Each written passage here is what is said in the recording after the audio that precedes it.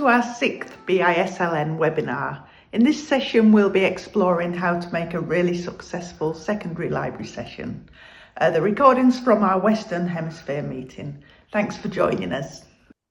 Okay, good afternoon, everybody. It's great to have you here on our sixth session this year of our BISLN network sessions. And this one is going to be all about having a successful library lesson.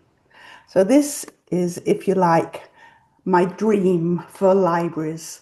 What if the library was the best part of a student's day? Going to the library was the wonderful thing that they look forward to. And of course it is for some, but I'm guessing for a lot of students, they've got other things to be thinking about. So in my head, it's like, it would never just be a room for books. Instead, it's a room of possibilities, for joy, for rigor, a place of comfort, because you know I'm always harping on about well-being and discovery and challenge. So that's kind of my dream that I wake up with every morning to get me through the day. That's where we're heading with this library provision.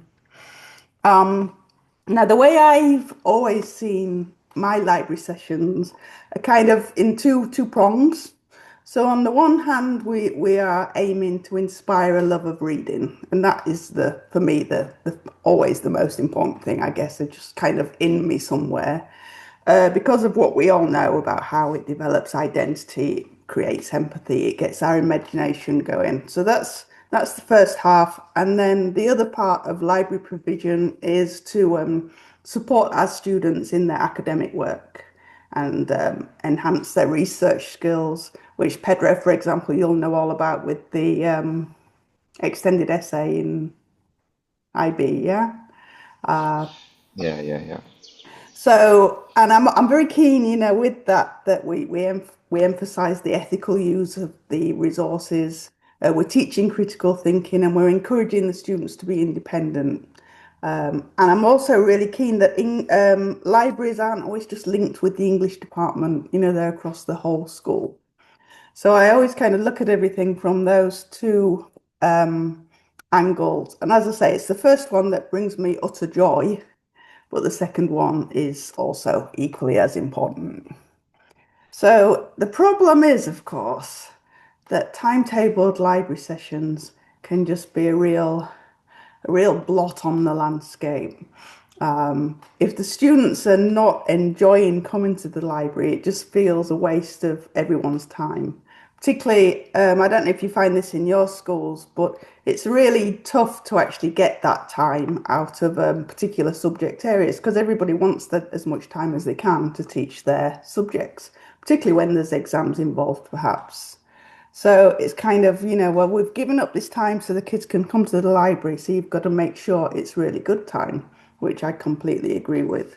And so often I've seen sort of students drag themselves in, sit down, hide their iPad behind some big non-fiction book that they've got no interest in reading and never going to properly read, or sit in silence with a book and just be looking at the page, but you know there's no engagement. And then there's lots of chitter chatter and messing about, and you kind of end up being the police person, not the librarian. You end up being that classic shusher, which we don't want to be. And I don't know, do you find that in your schools ever, that the kids are coming in, but they're really not engaged? Is it just me that's going to confess that? Here it totally happens. The library, it's a big library, so more than not being engaged is the hideout a lot of the times. And they come, and there's a lot of hidden places here, so they can really have moments for themselves. I do have a lot of teachers that bring their students and have reading sessions here, but it is a place between hiding out and doing some naughty stuff and reading and engaging with books, which can be inspiring sometimes, but other times for safeguarding reasons, I need to be the guy that says you need to go to class, or you need to not be doing this and that. Yeah, it's absolutely not the type of person I want to be, but sometimes that's to.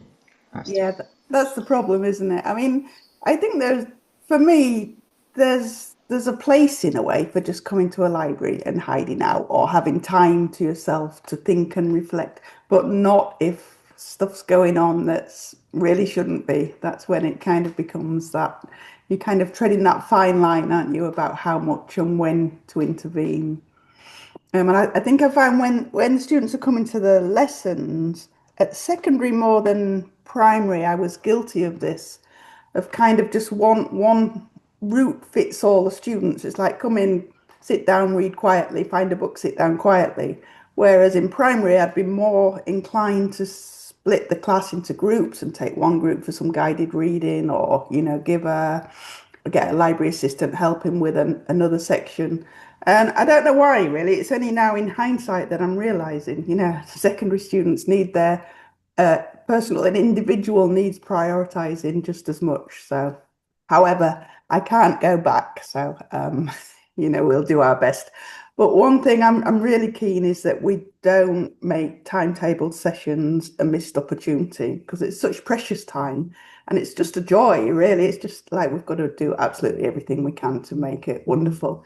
It's that kind of thing where, you go, or you can perhaps envisage someone saying, well, we have to go to the library in 10 minutes. And you think that's just the language, for say, we're lucky enough to go to the library for the next session. It's kind of just that mindset of making it such a place for growth and curiosity and all that. But anyway, I'm gonna, without Andy here, I'm gonna have to nominate someone to keep me quiet when I go off on a kind of just a library love fest, because that's not gonna help us make the most of the sessions at all. Maybe Irina, you'll have to do that. When I start waffling on too much, just give me, a little let's move on, Sally kind of message. Okay. But it's interesting what you're saying. And Yeah. the passion you show. Thank you. How do you find it in your library? Do the kids muck about, or do they have timetable sessions? It's easier with the little ones, in middle school students and primary students as well. But in the case of high school students, sometimes I would say that they feel like sort of overwhelmed by the different assignments they have. Yeah. And they might borrow books, and some of them might read the books, and some other times they might get the books back and then saying that they didn't have enough time to read them. For me, it's a tough task to keep them engaged in the library, to go to the library. I feel that I still have a lot to do. Okay, find discover this that they are keen of, what they might like doing, or just the secret for these high school students to make them find the best time, enjoy their time in the library, and as you were saying, become the library into the place where they wouldn't like to run away from. Right. It should be the other way around. Absolutely, yeah. Yeah, it's interesting, isn't it? Sorry, is it OBs? I'm not...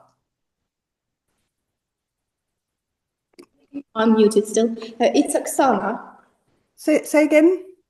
Oksana, like Roxana, but without R. Oksana, that's a pretty name. Right, It's great. Okay. Thank you. How do you find things in your school then?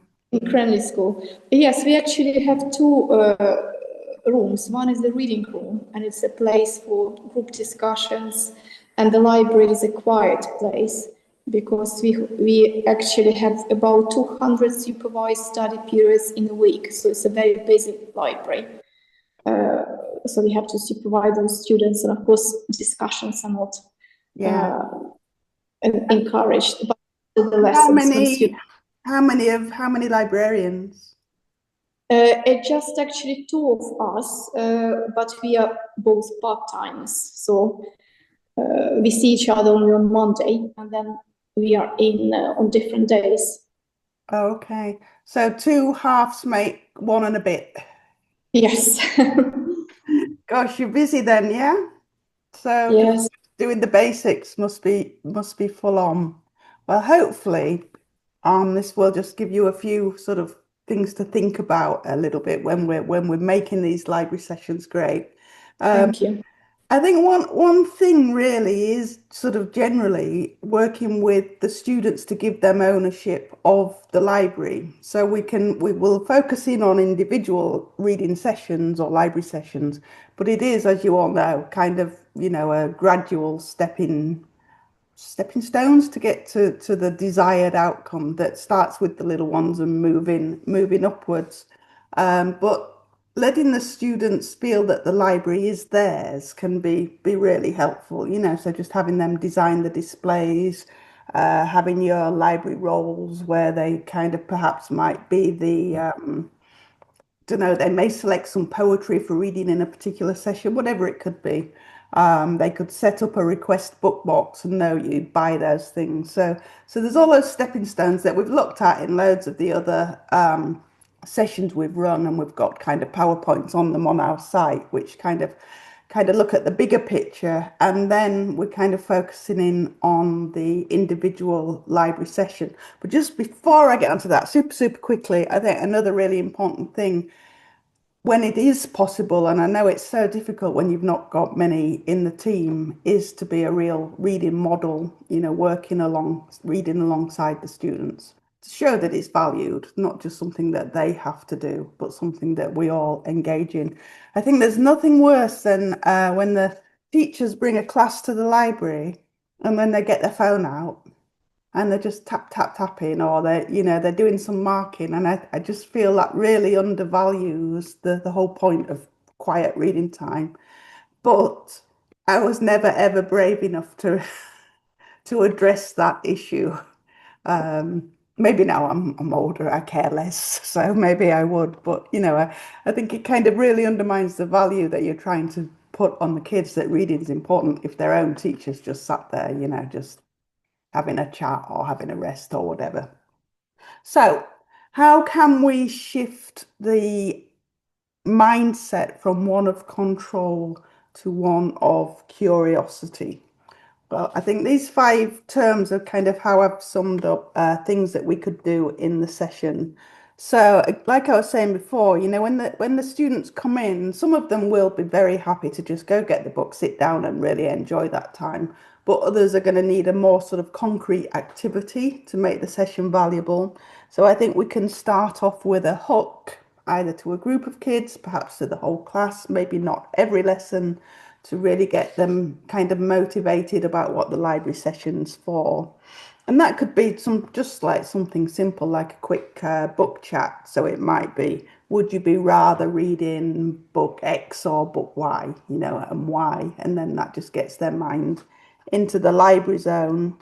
I know, Irina, you've run your poetry cafes before. I know you can't do that every session, but it kind of gets that reading culture embedded amongst the students. We could use video trailers when the students come in. They'll be choosing their new books. If we've got video trailers that we can show, that's going to encourage them to want to read.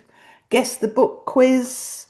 You might do a quick read aloud. When the children are little, they love to be read to. So I'm sure they stories are precious, aren't they? Important at any age, and it's just kind of, I think sometimes we don't do it because we think they won't want us to, but actually, once you've got them on side, they're going to love that. Might be sharing book blurbs. It all sets the tone and invites curiosity. So yeah, the snacks and the chill out zones are wonderful, but it just sort of every session, why not begin with a question, a quote, maybe an image that, links to the books, just something to tease them in and want to be there. And then for me, I think a really crucial thing is that the choice that we give the students is real choice, not kind of like they think they're choosing, but we're really tricking them. So I think, whether it's a graphic novel or manga or an audio book, I think let's let them own that choice.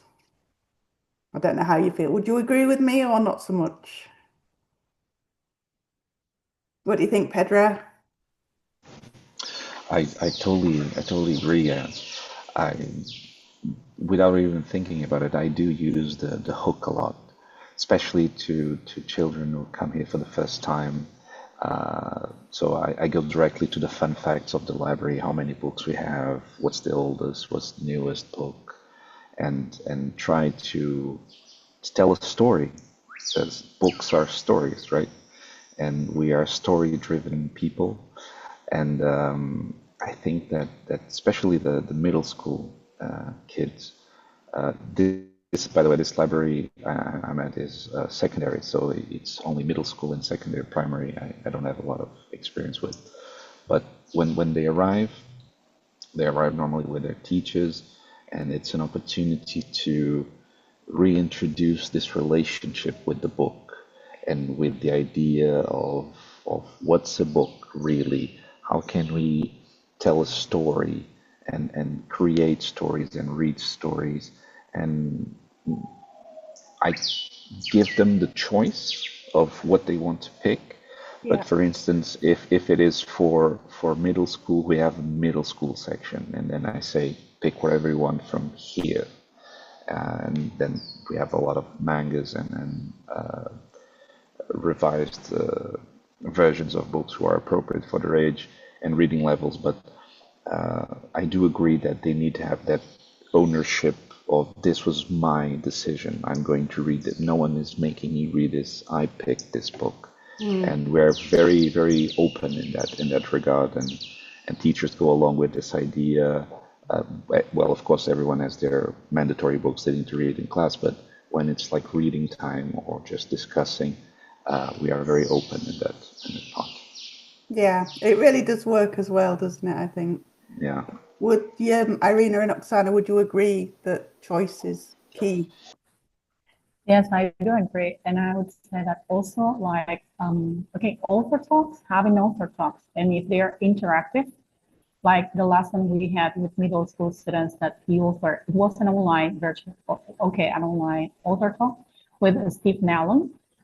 And then Steve and the students, they all came up with a story, and he invited students to write a story. Some of the students are already in this writing process, and they are going to email him.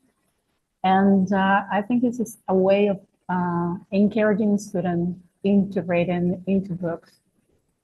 Yeah, 100%. So far, it worked fine for them. Yes, I absolutely agree with you all, with all colleagues. I've got when reluctant readers come to the library and they never know, they don't have favorite book or favorite author. So I talk, we've got like reluctant readers section as well. And I always give them a choice, depending on genre they like, or if they like sports or autobiographies. But I recommend them like 50-page test. So why don't you read those 50 pages? And if you don't like it, we can always find another book. So they always feel actually they choose the book. That's a good idea. That's kind of a real compromise, isn't it? And then hopefully by the time they've got through that 50 pages, they may, you may have got them hooked in. That's a great idea.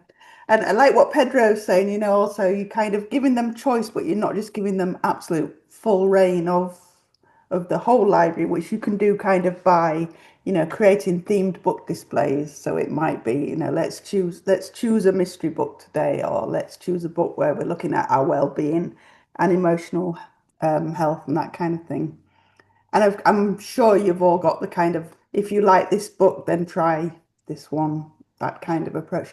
And that is so quick to do now because perhaps ChatGPT can just help with. I was going to say that. It just creating reading lists for displays that used to take a good chunk of time, and you think, is it a valuable use of your time?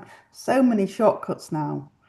I mean, of course, the downside is that if you're using AI in that way, it's not good for the environment and all the other things, but I don't know, pros and cons all the time. Somebody suggested using a kind of menu for making reading choices as well. So you decide what you're having, like perhaps for your breakfast, your lunch and your dinner, and progress through the books in that way. I thought that was quite a nice thing to do. So let's move on. I've written on the screen thinking space. I kind of mean various things by that.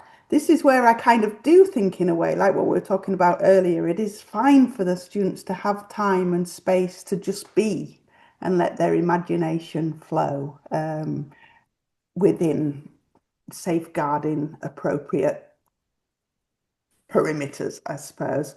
But also for some students where reading is perhaps not going to come naturally, they're not going to be loving to read. If you're actually setting up activities like book reviews or rating the books, then they need the space to do those activities properly, to think and to do them. I think things like linking the reading time to clear outcomes is quite valuable and thinking about those. So, for example, find a quote that made you think, I don't know, I would never want to behave like that person, or choose a character that you want to be friends with. All those kind of little activities that you don't necessarily do with the whole group, but I think encourage and motivate reading. And then quickly moving on to the reflection part. Again, it can be done as a class or it can be done as small groups in pairs or just individually. So it could just be quickly something like a sticky note on the way out saying what book you're reading, what you think of it. Could be a little doodle or a sketch about what you're reading. Could be kind of mini book club questions. What surprised or moved you in this book? Does it remind you of anything else you've read? And that's a good way to kind of move them on to other book choices. What do you think might happen next? Who would you recommend it to?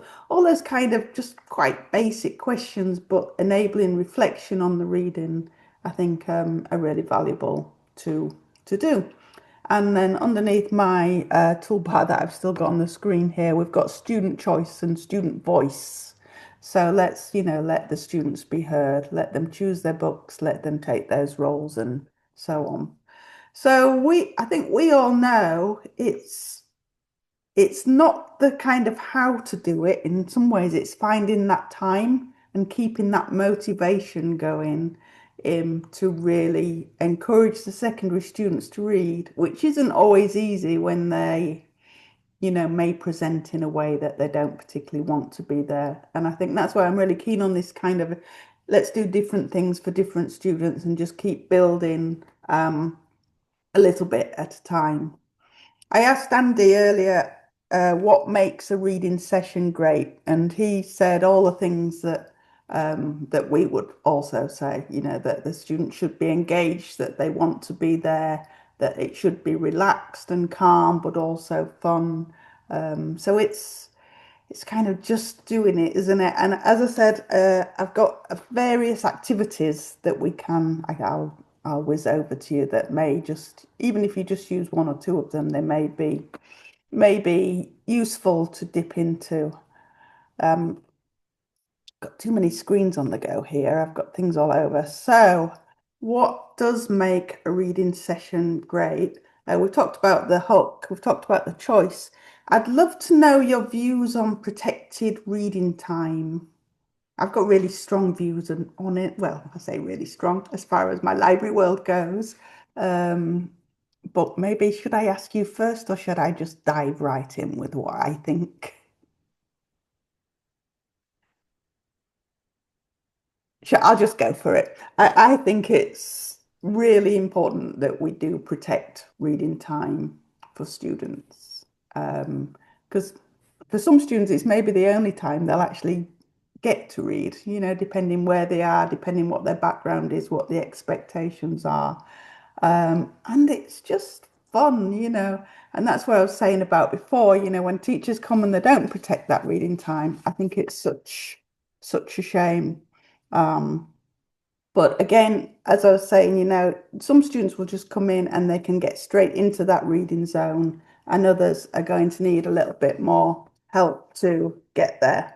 But yeah, I'm very, very much for protecting that reading time.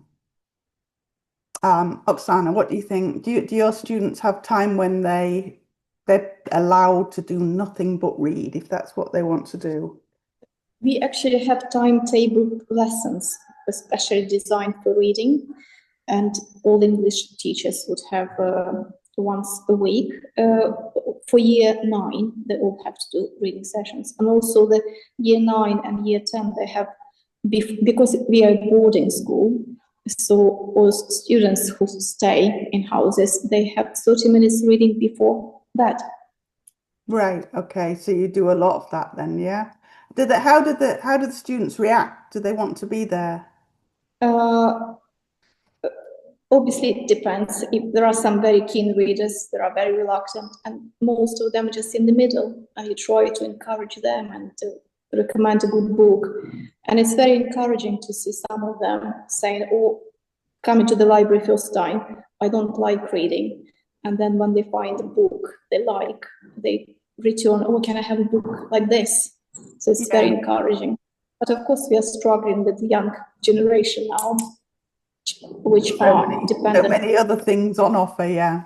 Yeah, and lots of assignments, like Irina was saying as well earlier. But I think it sort of really does show, if everyone values the protected reading time, I just think it raises its status in the school.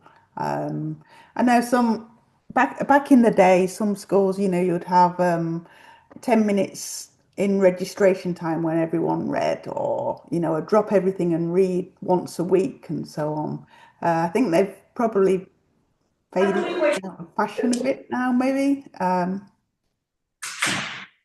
for kind of understandable reasons, but I don't know. Well, I can share a story about this, which was a complete failure of my part. So during book week, we do it like once a year. We do a big week dedicated to reading. So I wanted to do, and we're two big schools in different places. So I wanted to organize between the two major schools a drop everything and read. And I meant everyone, the workers, teachers, staff, parents, kids, everyone would stop for 45 minutes to read, right?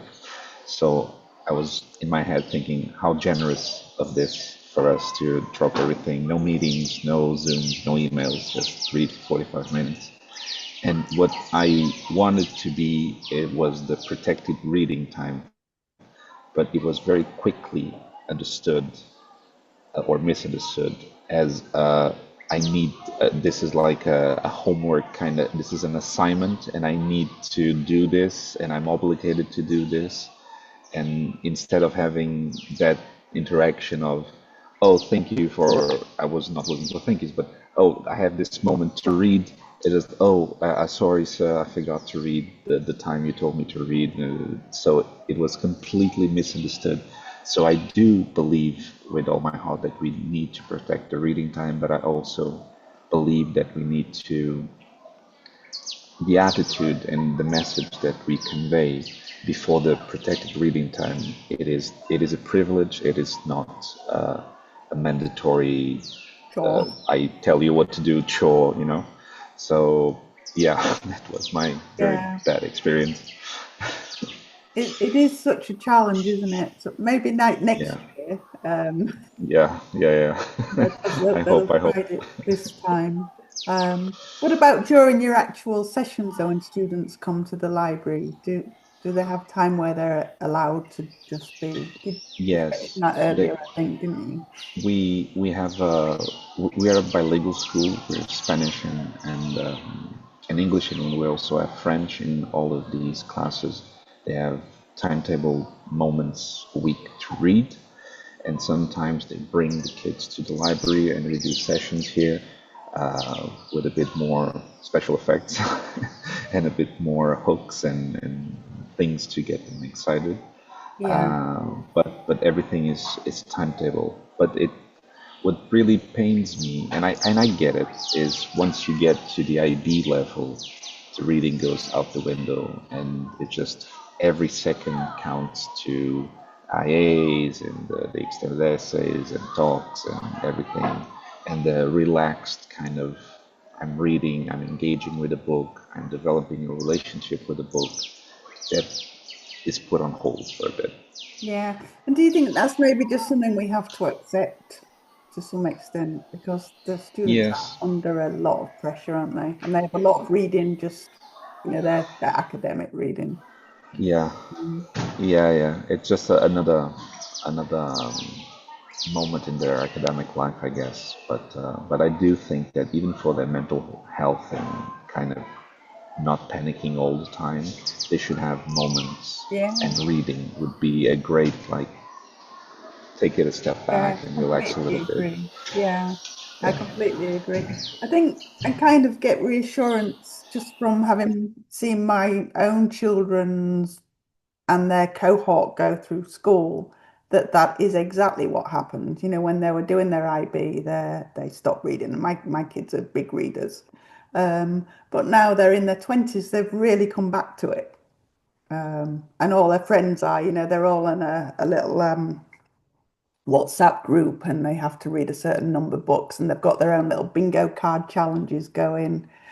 Some of them have got the TikTok reading blogs. So I think if we can get those reading sessions going well, even though it is disheartening when it all drops off round exam time, I think they come back to it.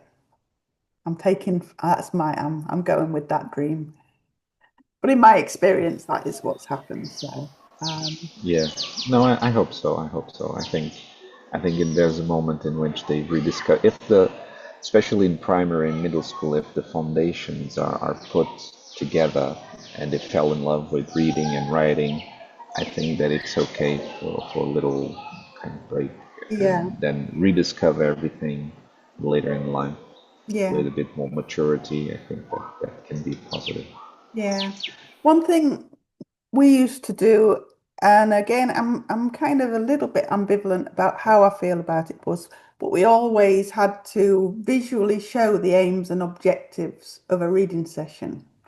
And it kind of can get a little bit kind of strange in that you feel like you spend longer talking about what they're going to get from the reading and just like, let's just read and so on. But I think if the aims and objectives are kept really quite simple, that can be a motivator as well. So just things like, I don't know, today, why don't you choose a book with a character that you can relate to? Or can you think of a book with a character you can relate to? Or let's try something you wouldn't normally pick, from whatever the surprise bag or something. Or what makes a story feel real to you. That's what we're going to explore today. And again, I think for those students that don't just come and love the library, it just gives them a kind of purpose to their reading in a way. If it's done in a kind of fairly light, fun way, and again, not seen as too much of a chore. Um, and again, linking to that, like going away with a takeaway or a share about books, something new that they can borrow, some little treat, something like what they've been reading that they could add to an interactive reading board on the way out. And it just all sort of builds that community, I think, and culture of a great library. So I'm guessing, judging, because you I can tell you're all brilliant librarians. It's not like we're really exploring anything new, but if nothing else, it's hopefully reinforcing that what's happening, is kind of going on the right path to get those students with a love of reading and reading growth embedded in their outlooks. So let's just move on. Oh, there we go. Gosh, I was worried for a minute. Um, now, I don't know many teenagers these days. You will all know far more than me, but I did get hold of a few, and that is what they said they would like a good library to have. So something you actually want to read. Well, yeah, there's thousands of books in the libraries, but it's interesting that they still don't always feel that there's, what they're looking for. So again, that's that ownership thing. No one telling you it's not proper reading. I've been guilty of that myself because I've just been, going on about choice and so on. But it still feels a little bit uncomfortable for me and to sit and let a group of students just read a magazine all through the reading lesson. But I think that's on me, and I should be more open to that. So I shall try harder. It's quiet, but not weird quiet. That made me smile. But I kind of completely understand that kind of sense of sort of stress that can come with being in a library, and that's not what it's all about. and a good library should be like breathing space, which I thought was lovely, you know. So again, I guess it's just helpful to keep in mind what the students have said they would like. So anything else you think, have you got any other tips that you could share about making the reading part of secondary library sessions fun, just before we move on to the next bit? Perhaps a reading challenge, or also having students go on a blind day with a book. Say that again, I didn't quite catch that. A reading challenge for the Yeah. students, and also having students go on a blind day with a book. So they will choose books depending on the tips on the cover, but they don't know the title or what the book is about. So Yeah. it's like, okay, what Anta was saying before, like read the first 50 pages and see, test it whether you like it or not. So the blind day is a set of that. Yeah, that is a nice little activity, isn't it? And something else that could work, it's maybe have students choose those books for the other students. And also the displays, okay, what books do you think students from your grade might like reading? And let us display those books, engage the others as well. That's nice. It would be nice to actually pair up say a class quite randomly, just pulling the names out of a hat or whatever, and then have one student choose the book that the other one has to read the first 50 pages of, or something like that. It could be interesting to see how that goes. But I think they would enjoy it, you know, even if it's a disaster, it's just making that kind of engagement there. So that could be a fun activity. What I've got at the very, very end of this presentation is just some little ideas for those emergency lessons. You know, when you kind of got a class coming and you know that you need to be delivering something and you're like, oh, heck, it's nice just to have a kind of a few things in reserve that you know you can always fall back on, if you like. Little win lesson plans, I would call them. Anyway, so let's move on because time is ticking on. So that's the first half of that's what I'm passionate about, like loving fiction, loving reading.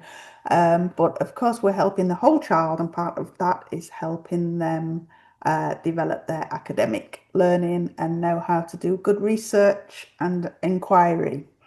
So this is, I think, the very minimum that we need to be able to teach the students.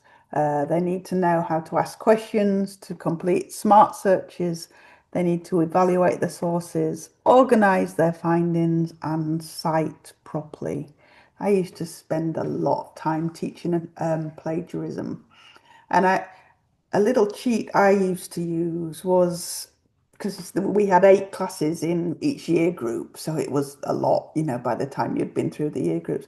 I just used to do it in an assembly, and I'd get the whole lot there and just do like one big kind of interactive crazy assembly and try and keep that light. Now, I've got loads of like notes written down here on my desk about how to do each of those sections, but I don't want to use your valuable time if you know, you probably don't need my notes to help you with that. Is it worth me running through anything I've got, or shall we just leave it that we know that that's kind of part of what good secondary library provision should include? Any thoughts? I'm happy to keep talking, but I don't want to. I think it would be interesting if you go through your notes, and perhaps we can get some new ideas that we could implement at school. Okay, I'll keep going then. Yeah, if that's okay. I just didn't want to like bore you to death on a Wednesday. So in terms of how to ask good questions, how to turn those broad topics into specific questions. So for example, I don't know, instead of just having climate change, a question might be, how is climate change affecting UK farming? And I think the key thing to always remember to use is those question stems: who, what, where, when, why, and how. And if you get the students asking those questions, that helps them formulate what they're actually researching. Another little technique you could use is to give the students a couple of minutes to list as many questions as they can possibly think of about a topic, and then they can sort of narrow it down from there. Some nice activities to do that might be to say, what would a journalist want to know about this topic? And then they're just thinking of it outside of their own kind of experience. Or you might use images or headlines to spark questions.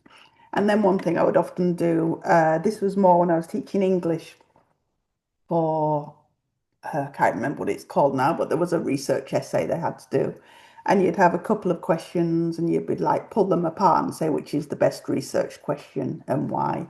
And we used to do that when we was teaching TOK as well. So yeah, so to show them and model how to do that is really helpful. Jane, who came this morning, she's from Dulwich College in Singapore.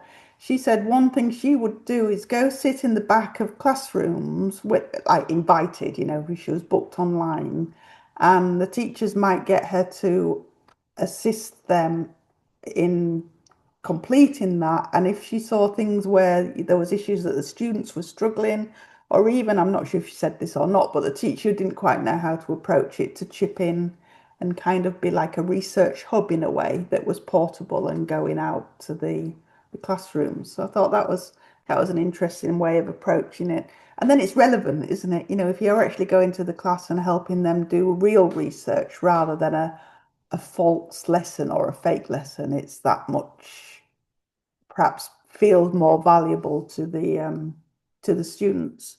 I've taught so much of research skills in a vacuum, and it's difficult for the students to really see the relevance. It's much better when I think when it's taught, you know, amongst what they're learning. So in terms of searching smart, you know, how to get beyond the very first page of Google results, I think teaching the students how to use keywords, looking at synonyms, teaching them the Boolean operators, and then refining the search with site limits. Obviously, there's the databases, you know, JSTOR, EBSCO, Questia, all of those things, and filtering the data by source or date. They're all useful things to do. But things are changing so quickly in that, again, I don't know where you sit with using AI and tools like ChatGPT.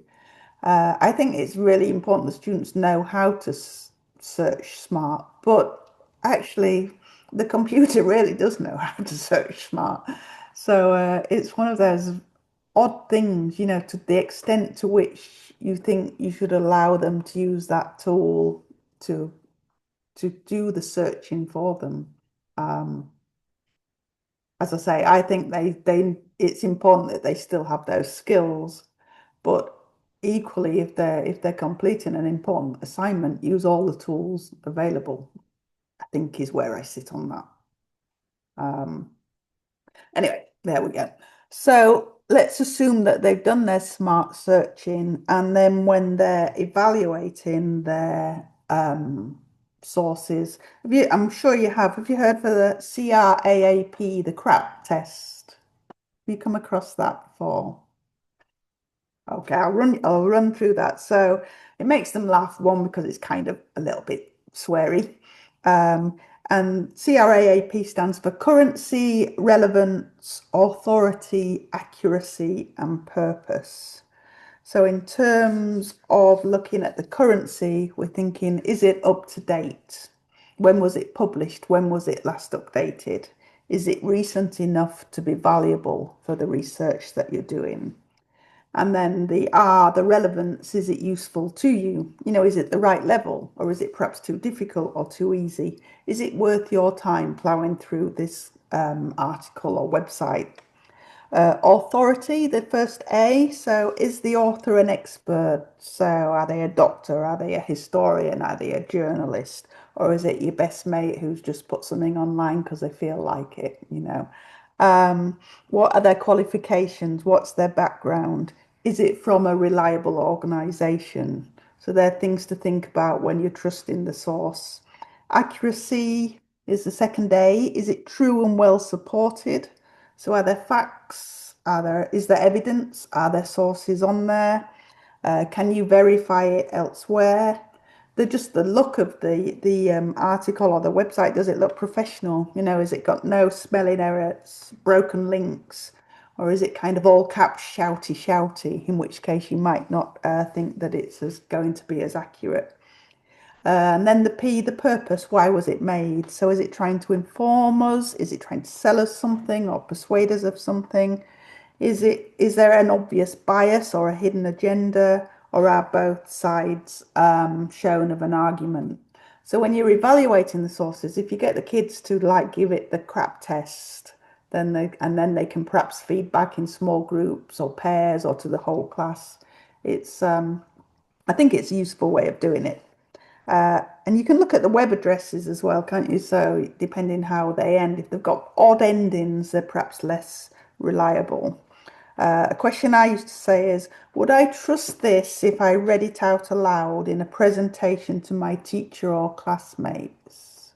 And if you're thinking, well, maybe I wouldn't trust it, then perhaps it's not, not the article to go to.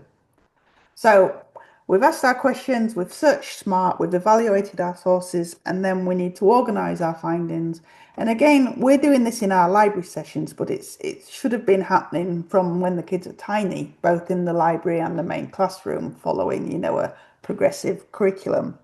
So you need to be modeling how to use both digital and paper-based logs. So you might, your columns, your source, your key info, your quotes, your thoughts, where you could use them, mind maps, topic trees, sticky notes, bullet points rather than full paragraphs. You might want to teach color coding by theme or by sub-question, whatever works for the student. And I think, again, giving them that ownership and letting them make their notes in whatever form works best for them helps their learning and ultimately helps their research and helps them do well. Some sample activities, so you could just give them a case study or a short article and get them actually practicing extracting the key information. You could have some real mixed up notes and get them rewrite them in a sort of organized categories. Or you could create a visual research wall where they go stick things on with facts, opinions, quotes, and so on. Oh, here's Chloe. Just let Chloe in.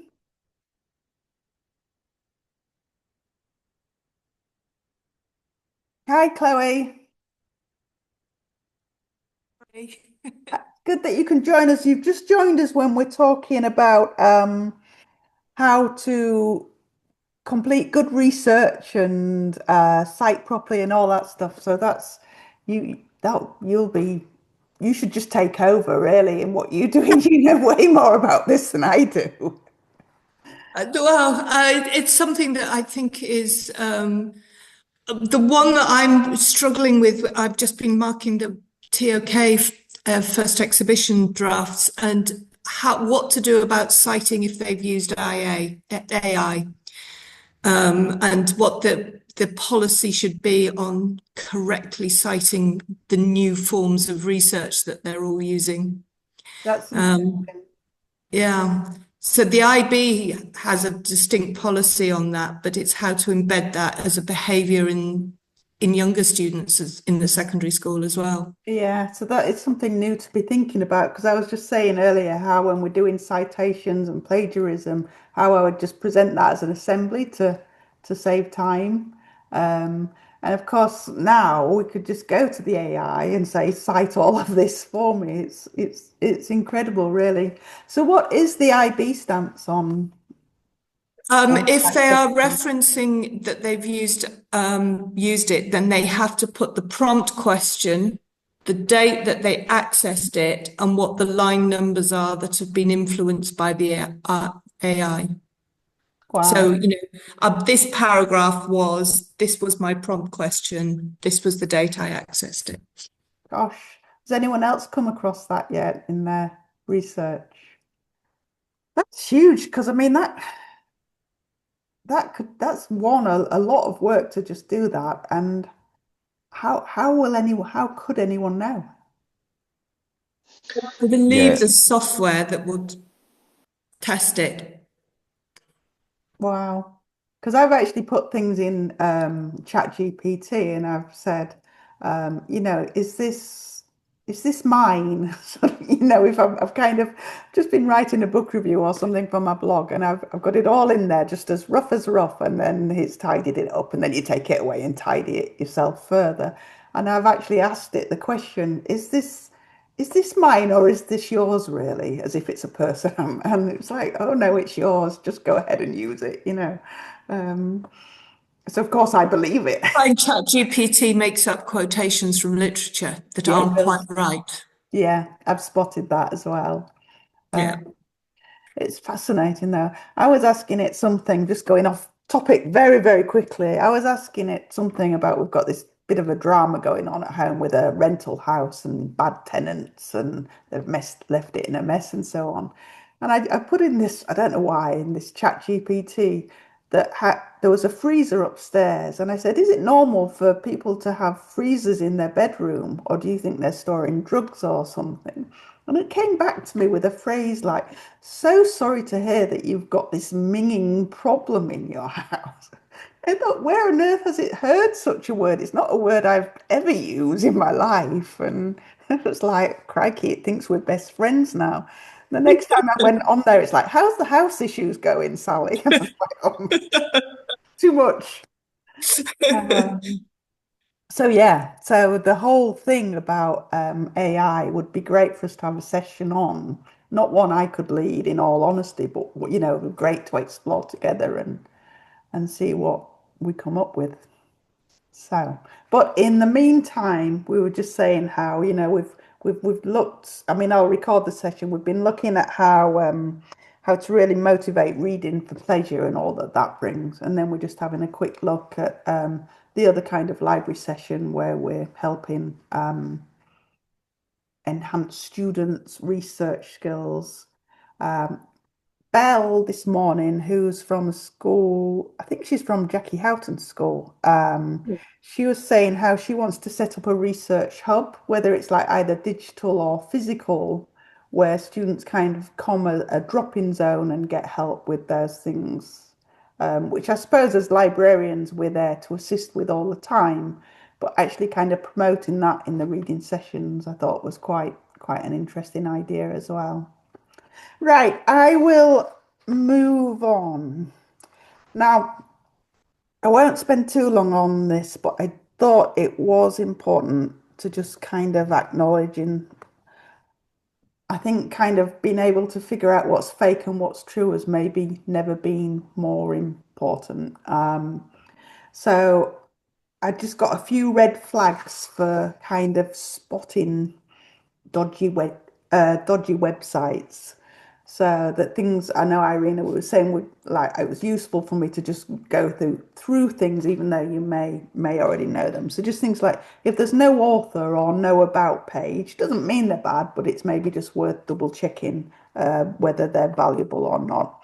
If they've got really weird web addresses like ending with LO or or if they overuse hyphens and have random letters in things, then they're also red flags. If there's tons and tons of adverts in a website, it probably means they're there for just making, money rather than really caring about the content. That's something I've got to be really careful of because on my blog at the minute there's loads of ads, and it's putting me off visiting it, and I own it.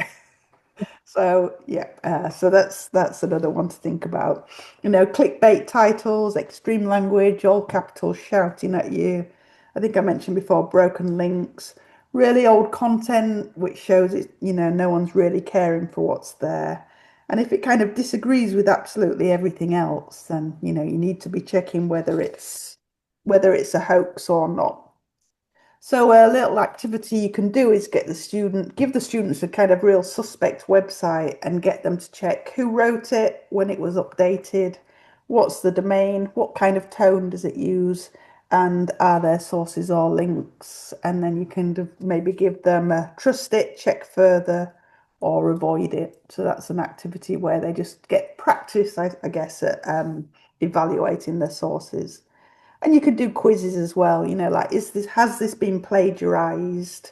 So you could copy and paste something, and then they can be yes, no, and then they explain why. Or give them a really badly copied paragraph and then get them to rewrite it using a proper paraphrasing and a citation. And from what Chloe's saying, that sounds like that would be really good to do with practicing citing AI sources.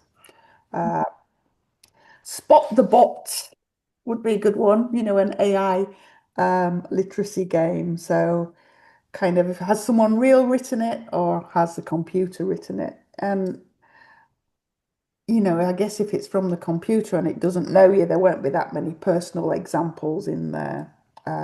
Looking at what's cheating, what's helpful, they're all sort of useful activities that you can do in a library session. I mean, the thing is more and more, I feel you still can spot the bot at the minute, but they're getting better, I feel, almost every time you open up something like that. They seem to imitate your style. And then there's that whole debate about stealing, aren't they? Because they're stealing the voice of all the people that they're referring to get this knowledge. But anyway, I am getting off track. So have fun with looking at the truth and looking at fake news.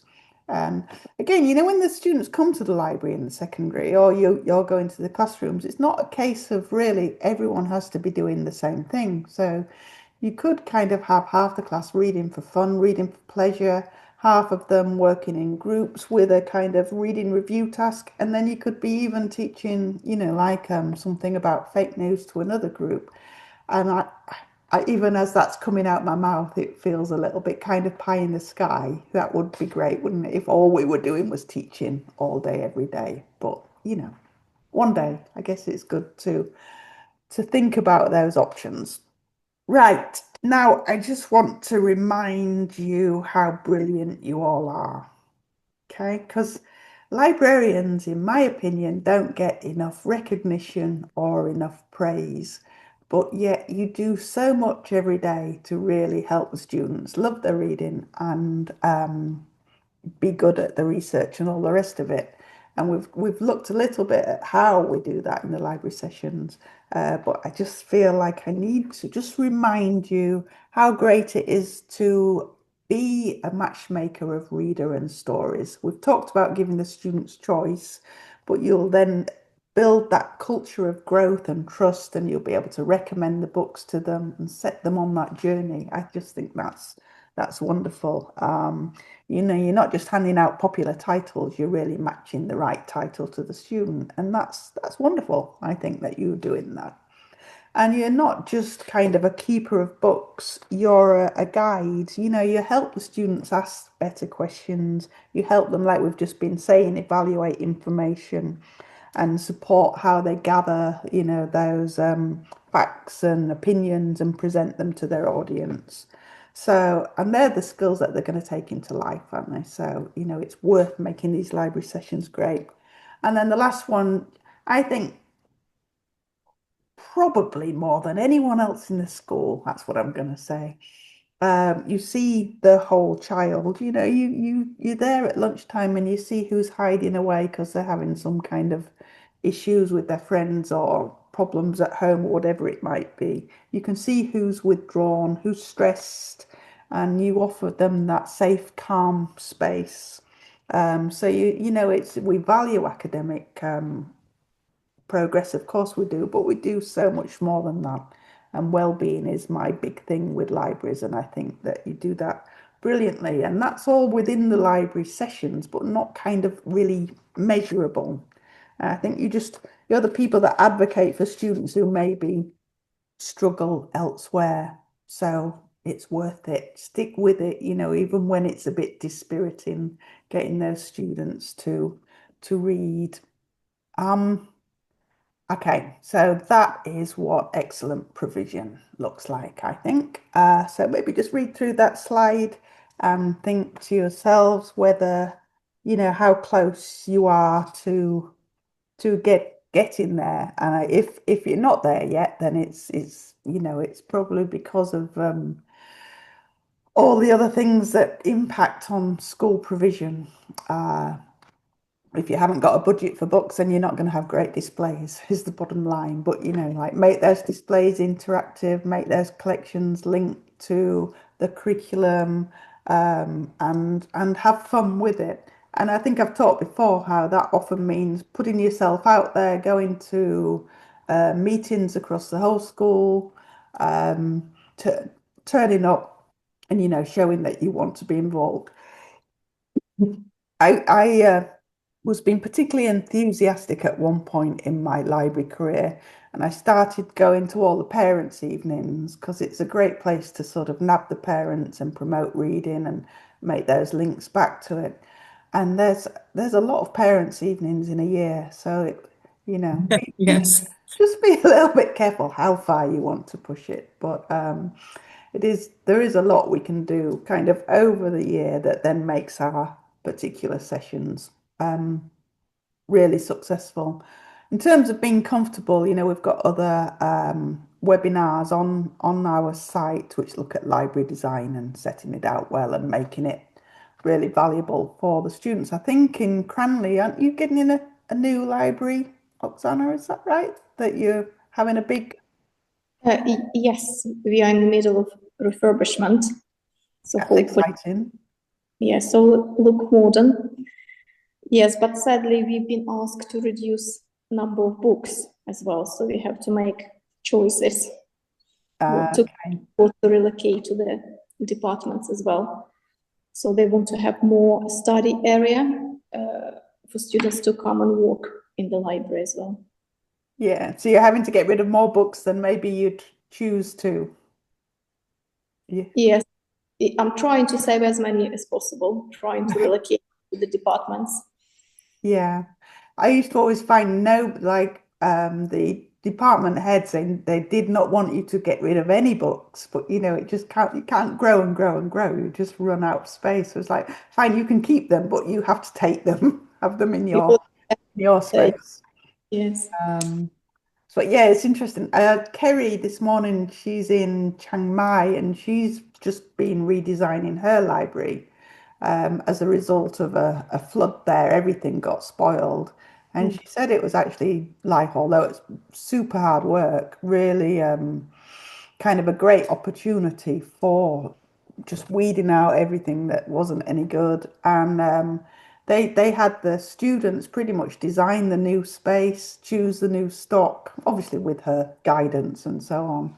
But they really kind of did do embrace that. Let's have the students own the library space. And she says, it's really showing dividends. So it's great fun. Yeah, I've got library envy that I'm not there with you designing that new library. Okay, so some quick wins for those sessions that I mentioned when you want to plan a fun library session, but you don't want it to feel difficult. So I think you've already mentioned the book speed dating, where you perhaps rotate the students through tables or stations with different books. So that's kind of quick. I guess it's playful and fun and helps those students discover books they wouldn't normally go for. Surprise book bags, that's where you can wrap up the books, maybe with a few cryptic clues or keywords, like you might put plot twist or animal hero or set at sea, whatever, to make the students choose. You're kind of giving them a hint, but they don't know exactly what they're getting. So that's encouraging risk taking and expanding reading in a fun way.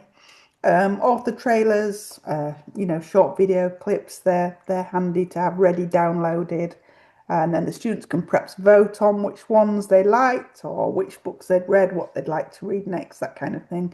You can make displays around those as well. Reading escape rooms, again, with the help of AI, they're really doable now because it does it for you, doesn't it? In literally 2 or 3 seconds, where it would be maybe 2 or 3 hours work to put a reading escape room together. it's just mind-blowing, really, how it can produce them so quickly. So yeah, that's another one. Reading graffiti walls where you put your favorite quotes, your reactions. It's kind of like a TikTok, but on the wall, I guess. Would just promote reading, just show that you care, that you're interested in reading. And then obviously the things like the reading passport and the bingo cards, they're other little quick wins. With the research, we talked about like making sure that they know the fake news from the truth, so you can have quizzes with that. There's a really famous one about the octopus hoax. Do you know what I mean? There's a website where there's this octopus that allegedly can live in a tree just as well as it can live at sea, and it's kind of really quite convincing, and that's a fun one to do with the kids and see if they can spot where the hoax comes from. I'll find it for you. I was looking at it quite recently. Um, Bibliography templates, that sounds quite an interesting one. You could get I guess, the IB kids to design those for the year 9, say, and as part of that, that's going to just reinforce to the IB kids how to actually do the new referencing. So that maybe that would work. And then, yeah, detective activities where they're looking down for particular facts, or maybe you've got looking at which are the best search questions to use. You could give them 2 questions and say which is better and why. So anything like that. Okay, what else? I don't know. What do you think? What else could we do to make these library sessions exciting? Or is that more than enough for one day?